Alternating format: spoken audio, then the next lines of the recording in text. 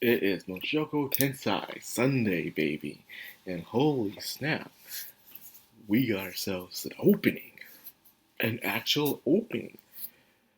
The opening is really good. I would say that. It, in a way, it does mix in with the song, which I have been complaining about this entire time.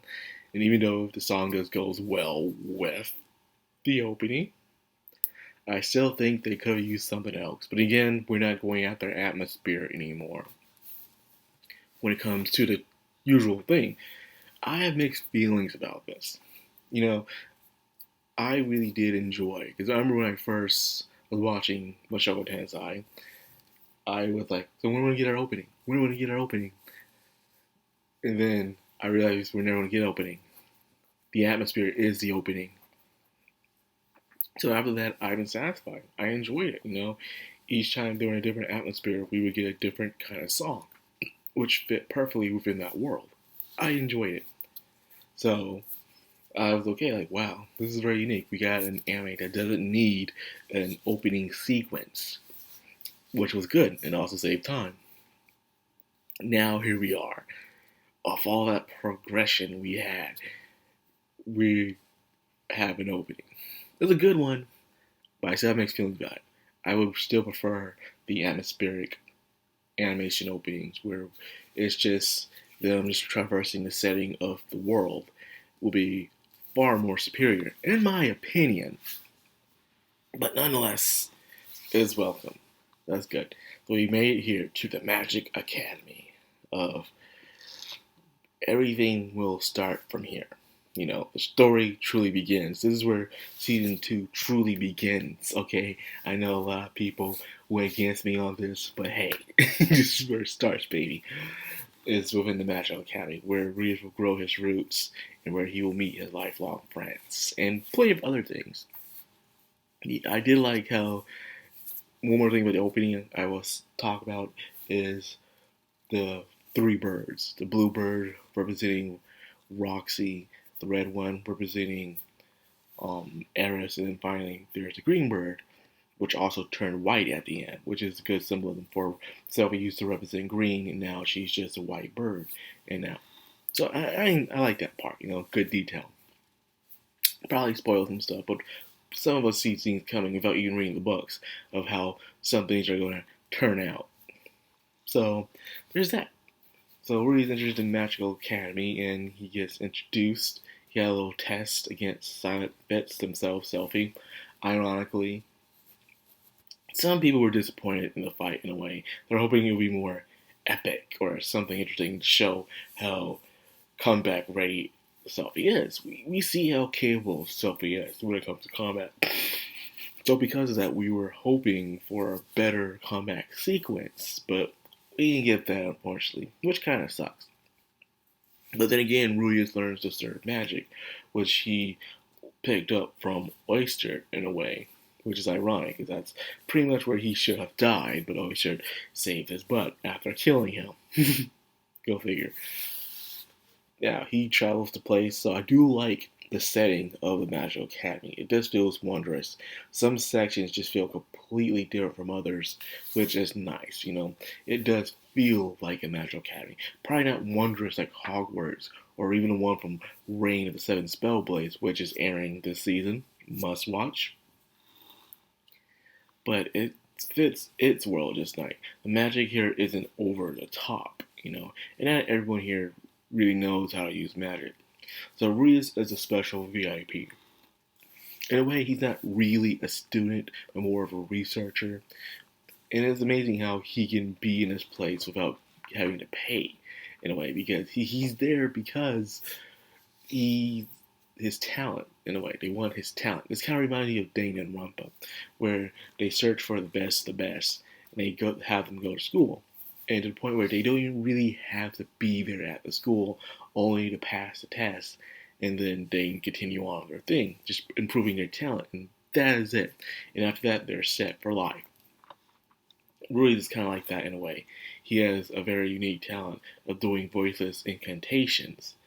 So because of that, he can do whatever he wants. All he has to do is show up for a homeroom for once a month, and then whatever. You don't need to take any other classes or nothing like that, man. So, but he's not the only special student. But in fact, the special students here are seen as misfits, the troublemakers. In a way, they just don't get along with everybody else. For instance, we got the two beast princesses. We have Lena, the cat girl. We got Persuna, the dog girl. And they look just like their cousins. And then, or was it sisters? I can't remember. But we also have two recurring characters, and that is Cliff from the OVA with Eris and stuff. Cliff telling him about, yeah, I know you is. Eris would not shut up about you. Cliff a little jealous, but he got over it. It's not like he had any true bond. He was just very impressed with the way Eris is. Probably never seen someone like Eris before, so he was impressed. But however, Eris only thinks about Rudius all the dang time. Then, of course, my boy Zenoba shows up, truly eager to see him. Is my boy, man. Yeah. He had a very explosive personality when we first saw him in last season, and he is back. So it's good to see this dude again. And of course, the promise that was made those years ago, when he would become the apprentice to Rudius Greyrat in making figurines. We have our first otakus here, ladies and gentlemen. Our first weebs. It's in the making. You can't stop the virus. It will always spread, no matter what time or dimension you're in. The otaku weeb virus will spread. Now, we also have Luke. As I said before, Luke is related to Rudius by cousin, because their fathers are brothers.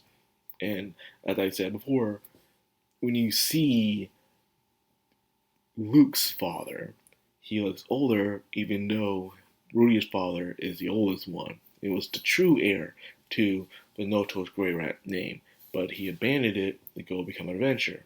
So because of that, he would become having Rudius and the other two sisters. So that's very interesting. Now, we have a scene, the last scene I want to talk about, is the bounty scene. He's just walking, just doing his thing, trying to do his research, but then panties fall. Of course it's panties. It wouldn't be anything else.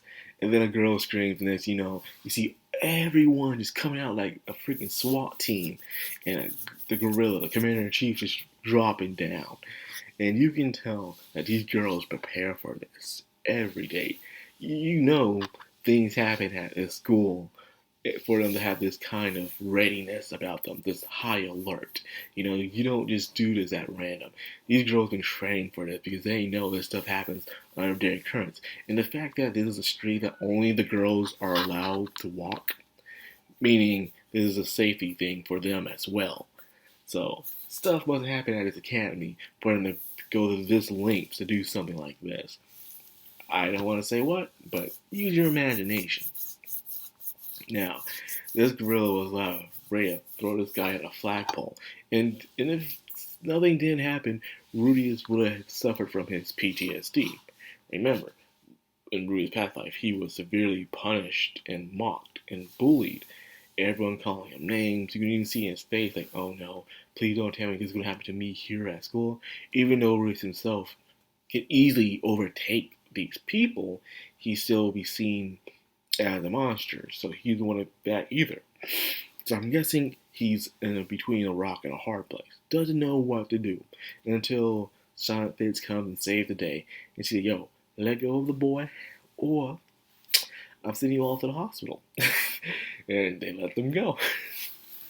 Using good excuses, Fitch actually dropped the panties, and Rudius didn't know that he's not allowed to walk on that street after hours. So he didn't know, man. And so, this gorilla wanted to punish him. Like, no matter what. She wanted to make an example. Even if the boy was innocent, if the boy didn't know what was going on, the gorilla did not care. The gorilla just wanted to punish that boy no matter what. And unfortunately, we get those kind of people where even though you meant well, you didn't mean what you did, or you had no idea what you're doing, they don't care. They just have to stick up their ass where they just want to punish you because it makes them feel good. And that's exactly how that gorilla is. So, there's that. But Fitz saves the day, and Rudius respects him. Because remember, Rudius in a way felt like he kind of embarrassed Fitz, the senior, at that test. So he felt kind of sad about it. But sorry, just one cup away. He still appreciates because instead of feeling humiliated or holding a grudge, it was more like, I'm still gonna help you out regardless.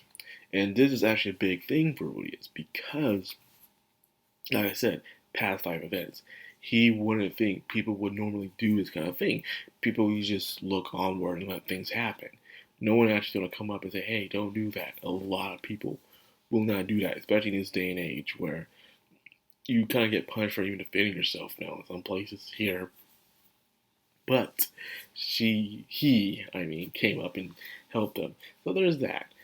Now he has the utmost respect for Fitz, Silent Fitz, not knowing that this is Selphie, all in disguise. Now the question is, when will this disguise be burst? Well, it'll take some time. It'll take some time. So with that, I will leave it here. Um, I hope you guys enjoy the episode. I know I did. I always enjoy Mushoku Tensei, so of course I enjoyed it. Just a trick question. So anyways, without further ado, I'll end the video here. Hope you guys enjoyed it. If you did, like, comment, subscribe, of course, hit that bell icon. Just have the background on anime. Signing out.